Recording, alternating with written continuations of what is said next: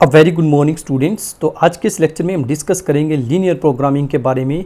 देखिए, linear programming एक ऐसा कॉन्सेप्ट है +2 क्लास में जो आपके एग्जाम पॉइंट ऑफ व्यू से बहुत इंपॉर्टेंट है, क्योंकि यहाँ से क्वेश्चन आपके पास 4 या 5 नंबर का 100% क्वेश्चन पेपर में आता है, चाहे वो CBSE का एग्ज़ाम हो, चाहे वो HBSE का एग्ज़ाम हो। ठीक है, आपके मन में भी बहुत सारे क्वेश्चंस होंगे लीनियर प्रोग्रामिंग के लेके, बहुत सारे आपके भी डाउट्स होंगे कि लीनियर प्रोग्रामिंग क्या होती है, इसको कैसे सोल्व किया जाता है और इसका जर्नल लाइफ में क्या यूज़ है। सबसे बड़ा तो क्वेश्चन आपका यही होगा कि ये मेरी जर्नल लाइफ में यूज़ कहाँ पे होगा। तो ये सारे क्वेश्चंस आपके आज क्लियर हो जाएंगे। इन सभी क्वेश्चंस का मैं आपको आंसर दूंगा। ठीक है, तो सबसे पहले बात कर लेते हैं कि लीनियर प्रोग्रामिंग है क्या। ठीक है, देखिए लीनियर प्रोग्रामिंग क्या है हमारे पास। अगर मैं एक लाइन में बात करूं तो लीनियर प्रोग्रामिंग सिर्फ हमारे पास क्या है, subject to a set of linear constants. ठीक है, यानी कि कहने का मतलब क्या है, हमारे पास क्या है, एक प्रॉपर सेट दिया होता है पूरा का पूरा, जिसमें हमारे पास कंस्टेंट्स होते हैं, यानी कि अलग अलग कंडीशंस हमें गिवन होती हैं। ठीक है, इक्वेशंस गिवन होती हैं, उसमें कंडीशंस लगी होती हैं। जैसे कि फॉर एग्जांपल के लिए आपको दे दिया 2x + y is less then 0। ठीक है, ऐसी कोई कंडीशन दे दी, आपको दे दिया 3x - 4y is greater than 0। तो ये क्या है, कंडीशंस हैं, इनको बोला जाता है लीनियर कंस्टेंट्स। क्या बोला जाता है, लीनियर कंस्टेंट्स। ये भी इंपॉर्टेंट है एग्जाम पॉइंट ऑफ व्यू से, क्योंकि ये हमें बनाने पड़ सकते हैं या फिर हमारे पास ये बने बनाए भी आ सकते हैं। ठीक है, दूसरा क्या है, इसका जो मेन मकसद है लीनियर प्रोग्रामिंग का, वो क्या है, गोल टू फाइंड, मेन जो इसका गोल है वो क्या है, goal to find best outcome. ठीक है, अगर हम एक लाइन में लिखें तो ये इसका मेन है। ठीक है, लीनियर प्रोग्रामिंग जो हम पढ़ रहे हैं इसका मेन मकसद क्या है, goal to find best outcomes. Best outcomes में हम क्या ले सकते हैं, यानी कि हमारे पास मैक्सिमम प्रॉफिट क्या आ सकता है। ठीक है, आउटकम्स हमारे पास क्या निकल के आई है, और मिनिमम लॉस कितना हो सकता है। देखिए, कोई भी आप कंपनी ओपन करेंगे या कोई भी सेंटर ओपन कर रहे हैं, तो वहाँ पे आप ये चीज़ें तो ज़रूर ध्यान में रखते हैं कि हमारे पास जो है प्रॉफिट कहाँ से आएगा, मैं अपने प्रॉफिट को मैक्सिमम कैसे करूँगा, अपने जो कॉस्ट है मेरी उसको हम कैसे मैनेज करेंगे, या जो मेरा लॉस है उसको मैं कैसे मिनिमम कर सकता हूँ। तो ये सारी चीज़ें ध्यान में रख के तब आप जो है बिज़नेस को आगे बढ़ाते हैं। ठीक है ना, तो ये सारी चीज़ें क्या है, लीनियर प्रोग्रामिंग के अंदर आती हैं। ठीक है, अब इसमें आपको बेस्ट एग्जांपल अगर मैं दूं आपको रियल लाइफ में, जैसे कि अगर रियल लाइफ की अगर आप बात कर रहे हैं तो रियल लाइफ एग्जांपल मैं आपको देता हूं। बिल्कुल रियल लाइफ एग्जांपल में आपके पास क्या आएगा, देखिए इसमें जो हमारे पास जो मेनली यूज़ होता है, ये हमारे पास यूज़ होता है बिज़नेस में, सबसे ज़्यादा इसका यूज़ बिज़नेस में ही होता है, और दूसरा क्या है हमारे पास, इकोनॉमिक्स में। ठीक है, यानी कि इकोनॉमिक्स और बिजनेस दोनों के दोनों जो टॉपिक्स हैं या दोनों के दोनों जो सब्जेक्ट्स हैं कॉमर्स के हैं, दोनों में ये यूज़ होता है। और इसके अलावा क्या है, जैसे हम क्या बिजनेस में क्या करते हैं, हम देखते हैं कि हमारे पास हम ऐसा कौन सा प्रोडक्ट इसके अंदर मिक्स करें, यानी कि बेस्ट प्रोडक्ट हम क्या मिक्स करें, किसी भी प्रोडक्ट के अंदर बेस्ट प्रोडक्ट क्या मिक्स किया जाए कि जिससे जो है मेरा प्रॉफिट जो है वो मैक्सिमाइज़ हो जाए। ठीक है ना, मैक्सिमाइज प्रॉफिट मेरे को मिल जाए। आप यही चाहते हैं ना। देखो कई बार क्या होता है, जैसे सपोज़ करो आपकी एक शॉप है और आप क्या कर रहे हैं वहाँ पे, जैसे ग्राहक आपके पास आते हैं तो अलग अलग कंडीशंस में वो क्या है, अलग अलग चीज़ें मांगते हैं। जैसे कि सपोज़ करो कि चावल का रेट उसने पूछ लिया, सपोज़ करो उसने पूछ लिया कि मेरे को 50 रुपये का, आपने उसको बताया जैसे 50 रुपये का भी चावल है, 80 रुपये का भी चावल है, 70 रुपये का भी चावल है। अब उसको चाहिए 60 रुपये का चावल, तो आप 60 रुपये का चावल तो उसको बोलेंगे डायरेक्ट, आप उसको ना कर देंगे कि 60 रुपये का तो चावल मेरे पास नहीं है। तो आप क्या कर सकते हैं, वहाँ पे कहीं ना कहीं कोई ना कोई इस तरह से मिक्सिंग आप इस तरीके से कीजिए उन दोनों चावल्स की, 50 के और 80 वाले की, कि वो 60 रुपये का जो चावल है वो ख़रीद पाए वो। ठीक है ना, तो ये कंडीशंस आप इसमें लगा सकते हैं कि कैसे हम किसी प्रोडक्ट को उसके अंदर ऐड करेंगे ताकि जो प्रॉफिट है वो मैक्सिमाइज ही रहे। ठीक है ना, और इसके साथ साथ ये जो हमारे पास यूज़ होता है, मैं स्क्रीन को थोड़ा ऊपर कर लेता हूँ। इसके बाद हमारे पास जो ये यूज़ होगा नंबर 2 पे, वो देखिए कहाँ पे होगा, वो हमारे पास होगा देखिए ट्रांसपोर्टेशन में। अब आप सोचेंगे कि ट्रांसपोर्टेशन में कैसे यूज़ हो सकता है लीनियर प्रोग्रामिंग का। देखिए घबराने की ज़रूरत नहीं है, ट्रांसपोर्टेशन में भी बहुत सारा यूज़ होता है लीनियर प्रोग्रामिंग का। मैं आपको पूरा का पूरा क्लियर करके भेजूँगा आज। देखिए ट्रांसपोर्टेशन में क्या है, जैसे कि सपोज़ करो आपकी एक कंपनी है, तो आपको क्या करना है, ऑप्टिमाइजिंग करनी है रूट्स की। क्या करनी है आपको, ऑप्टिमाइजिंग करनी है आपको रूट्स की, ठीक है, यानी कि आपको रूट्स निकालने हैं। जैसे सपोज़ करो अमेजोन की कंपनीज़ हैं, फ्लिपकार्ट्स की कंपनीज़ हैं, ये सारी कंपनीज़ क्या करती हैं, ऑप्टिमाइजिंग करती हैं रूट्स को फॉर लॉजिस्टिक्स, ठीक है, यानी कि पूरा का पूरा लॉजिक लगा के एंड ट्रांसपोर्टेशन पहले मैं पूरा लिख लेता हूँ फिर बताता हूँ आपको। टू मिनिमाइज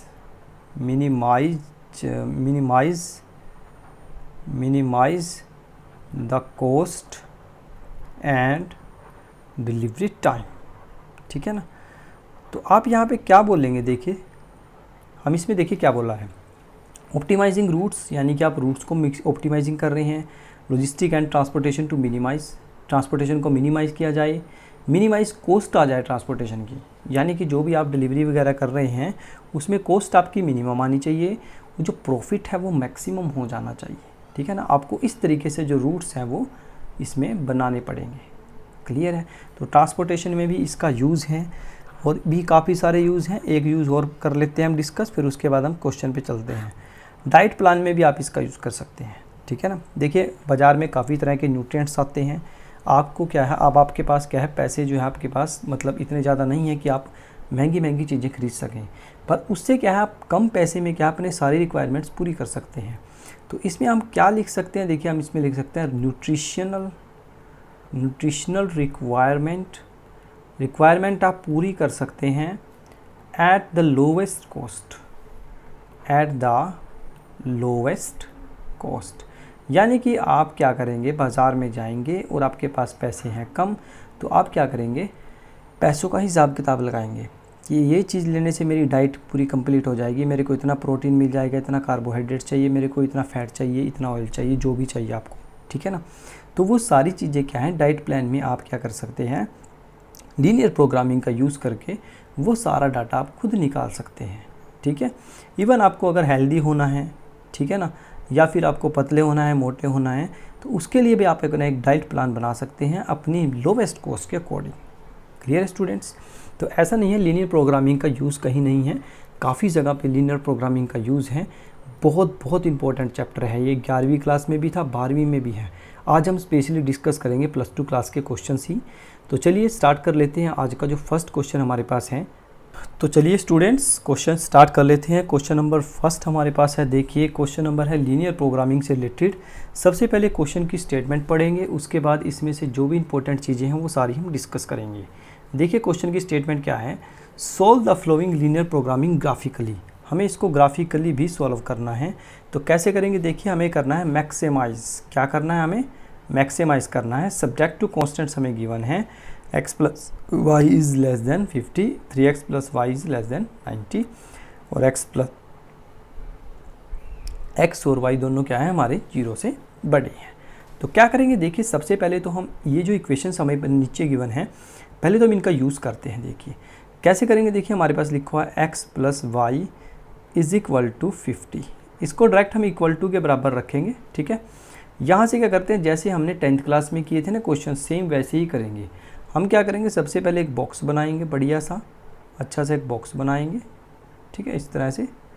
और इसमें हमें क्या करना है, इसमें हमें 2 लाइंस लगानी है और यहाँ पे हम वैल्यूज़ लिखेंगे, ठीक है। यहाँ पे लिखेंगे x, यहाँ पे लिखेंगे y, ठीक है। वैल्यूज़ कैसे लिखेंगे, देखिए सबसे पहले तो वैल्यूज़ लिखने का बहुत बढ़िया तरीका क्या है, सबसे पहले हम क्या करते हैं, x की जगह पे 0 पुट करते हैं, यहाँ पे 0 पुट करेंगे। देखिए जब यहाँ पे आप 0 पुट करेंगे तो y की वैल्यू कितनी आएगी, 50, बिल्कुल सही है। अगर आप y की जगह पे 0 पुट करते हैं तो x की वैल्यू कितनी आएगी, 50, क्लियर है। तो आपके पास पॉइंट्स क्या जाएंगे, अब यहाँ पे लिख लेते हैं। देखिए हमारे पास जो पॉइंट्स हैं वो क्या जाएंगे, देखिए हमारे पास आ जाएंगे, देखो 0, 50 एंड 50, 0, ठीक है, 2 पॉइंट्स हमारे पास आ जाएंगे। सेम टू सेम ऐसे ही हम क्या करेंगे, पहले इसका हम प्रॉपरली पूरा का पूरा ग्राफ बना लेते हैं, इसको पूरा डिस्कस कर लेते हैं पहले। देखिए इक्वेशन हमारे पास थी x plus y is less than 50, ठीक है।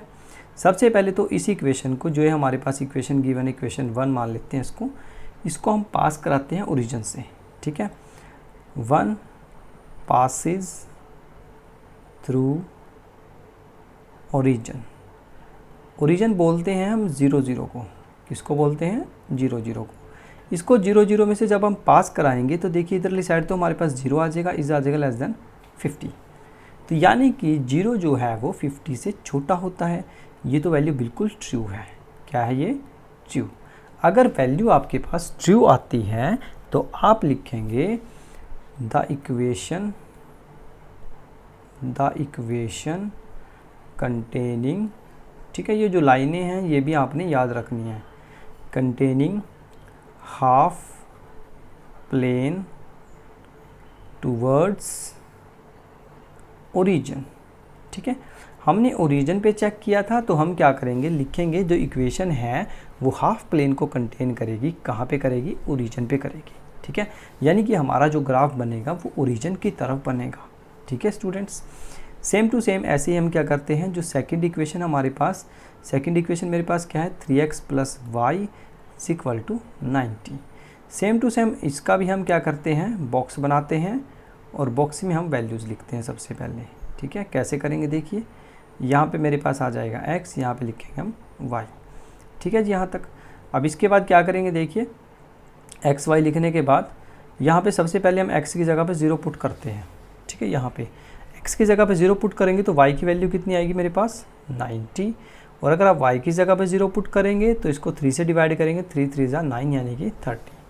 अब देखिए आपके पास जो पॉइंट्स हैं वो क्या आए हैं, तो पॉइंट्स आपके पास क्या क्या आए हैं देखिए, पॉइंट्स आपके पास हैं 0 90, पहले हम x की वैल्यू लिखते हैं, देखो 0 और 90 एंड, और जो हमारे पास दूसरे पॉइंट्स आए हैं वो आए हैं 30, 0। तो 2 पॉइंट्स मेरे पास यहाँ भी आए हैं।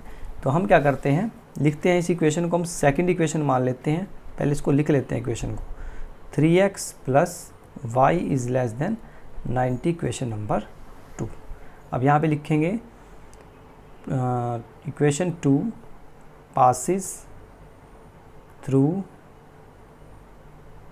कहाँ से पास कराएंगे इसको, ओरिजिन से, पासिंग थ्रू ओरिजिन 0 0 0 0 से जब इसको पास कराया हमने तो यहाँ भी आया देखो 0 इज़ लेस देन 90, यानी कि 0 की वैल्यू जो है वो 90 से छोटी होती है। तो ये वैल्यू भी मेरे पास ट्रू है, बिल्कुल सही है। अगर ये भी ट्रू है तो इसमें भी हम सेम वही लाइन लिखेंगे, क्या लिखेंगे, द इक्वेशन कंटेनिंग, क्या चीज़ कंटेन कर रही है ये, हाफ प्लेन टूवर्ड्स ओरिजिन, ठीक है। ओरिजिन की तरफ ये भी हाफ प्लेन ही कंटेन करेगी।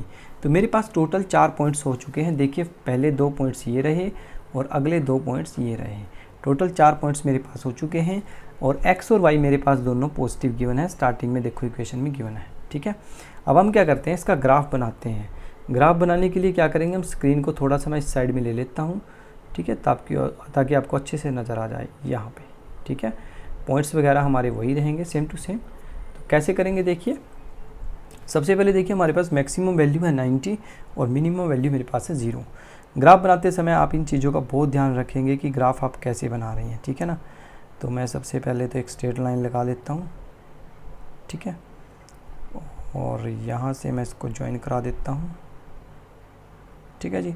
अब यहाँ पे देखिए, यहाँ पे हम लिखेंगे 0, ठीक है। हमारे पास कोई वैल्यू नेगेटिव नहीं है तो इसलिए हमारे पास जो ग्राफ है वो फर्स्ट क्वाड्रेंट में ही बनेगा। तो यहाँ पे हम लिखेंगे देखिए 10 20 30 40 50 60 70 80 90 100, ठीक है, ऐसे लिखेंगे आप। यहाँ भी हम ऐसे ही लिख लेते हैं 10 20 30 40 50 60 70 80 और ये 90 और लास्ट में 100 भी लिख लेते हैं। 100 वैसी वैल्यू हमारे पास है नहीं, ठीक है। तो ये हमने ग्राफ इस तरीके से ड्रॉ करना है। अब इस पर क्या करेंगे, हम पॉइंट्स लगाएंगे जो हमारे पास पॉइंट्स हैं। देखिए सबसे पहले हमारे पास जो पॉइंट्स हैं उनके लिए मैं अलग से कलर ले लेता हूँ ताकि आपको आसानी रहे, ठीक है ना। ये वाला कलर ले लेता हूँ, ठीक है। तो कैसे करेंगे देखिए, सबसे पहले हमारे पास देखिए पॉइंट है 0, 50 एंड 50, 0। तो सबसे पहले 0, 50 देखिए कहाँ पे आएगा, 0, 50 मेरे पास आएगा यहाँ पे, ठीक है, ध्यान रखना है कलर्स का। और 50, 0 मेरे पास यहाँ पे आएगा, ठीक है। तो यहाँ पे क्या है, इन दोनों को जब हम मिलाएंगे तो हमारे पास एक स्ट्रेट लाइन बनेगी जो इन दोनों से पास होके जाएगी, ठीक है, इस तरीके से। क्लियर है। सेम ऐसे ही क्या करते हैं, हम दूसरी लाइन ड्रॉ करते हैं। दूसरी लाइन के लिए मेरे को कलर दूसरा लेना पड़ेगा।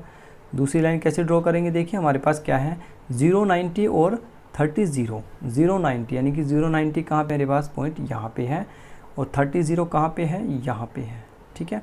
तो इसको हम ड्रॉ करते हैं यहाँ पे। सबसे पहले इसको इस पे से लेके आते हैं, ठीक है, ऐसे करके फिर ऐसे, ठीक है।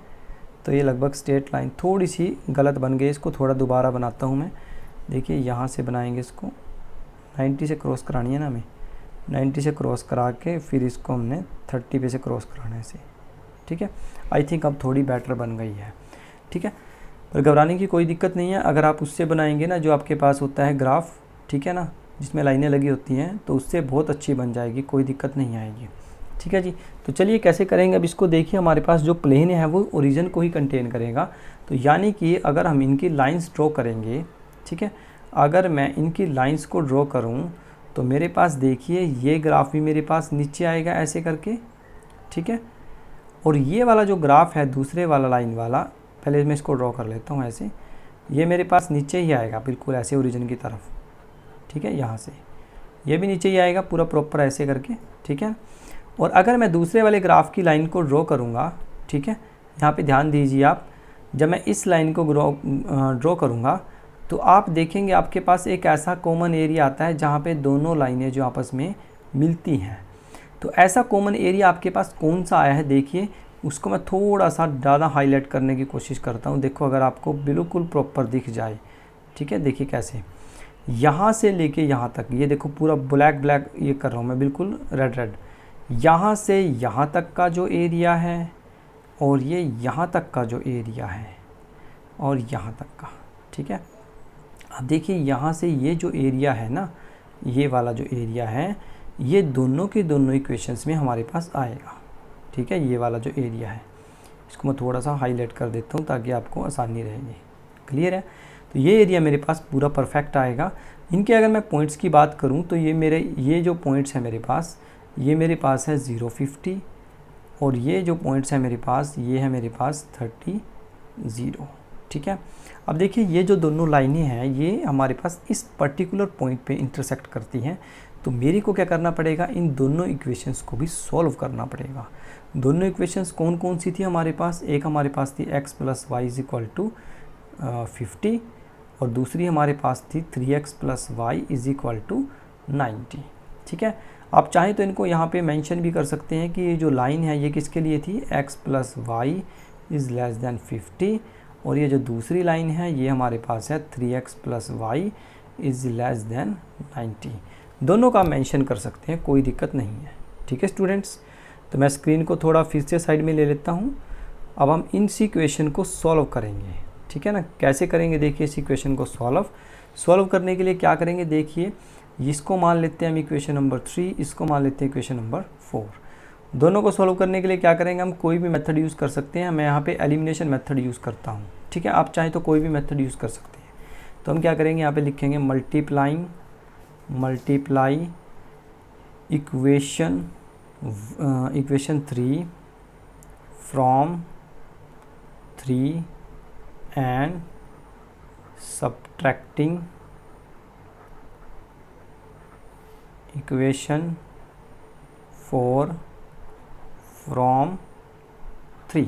यानी कि मल्टीप्लाई हमने थर्ड इक्वेशन को 3 से करना है और फिर उसके बाद उसमें से हमें फोर्थ इक्वेशन को माइनस करना है, ठीक है। तो कैसे करेंगे देखिए, पहले इसको 3 से मल्टीप्लाई कर लेते हैं। तो मेरे पास आ जाएगा 3x + 3y = 150, ठीक है। तीनों को 3 से करना है तो 3x को भी 3y को भी, और 50 × 3 कितने होते हैं हमारे पास 150। नीचे मेरे पास आ जाएगा 3x + y = 90। दोनों को सिंप्लीफाई करते हैं, माइनस माइनस माइनस, ये 3x से 3x कैंसिल हो जाएगा 3 में से 1 y को माइनस करेंगे तो 2y आ जाएगा। यहाँ पे देखिए 150 में से 90 को माइनस करेंगे तो कितना आएगा 60। तो देखिए हमारे पास y की वैल्यू कितनी आ जाएगी 60/2। 2 से इसको डिवाइड करते हैं तो y की वैल्यू मेरे पास कितनी आ जाएगी 30। ये हमारा जो है फाइनल आंसर आएगा यहाँ से, ठीक है। अब ये y की वैल्यू जो है आप इक्वेशन 3 में पुट कर देते हैं, तो यहाँ पे लिखेंगे put the value of y in equation, कौन सी इक्वेशन में पुट करेंगे हम 3 में। पुट कर दो इसको तो हमारे पास आ जाएगा x + 30 = 50। तो x की वैल्यू कितनी आएगी 50 - 30, यानी कि x की वैल्यू आ जाएगी 20, ठीक है। तो यहाँ से आपको एक चीज़ क्लियर हो रही होगी कि ये जो पॉइंट आपके पास है, ज़रा ग्राफ में देखिए आप, ये जो पॉइंट आपके पास है इसकी जो वैल्यू है वो हमारे पास है 20,30, ठीक है। ये चीज़ आपके क्लियर होगी, ठीक है स्टूडेंट्स।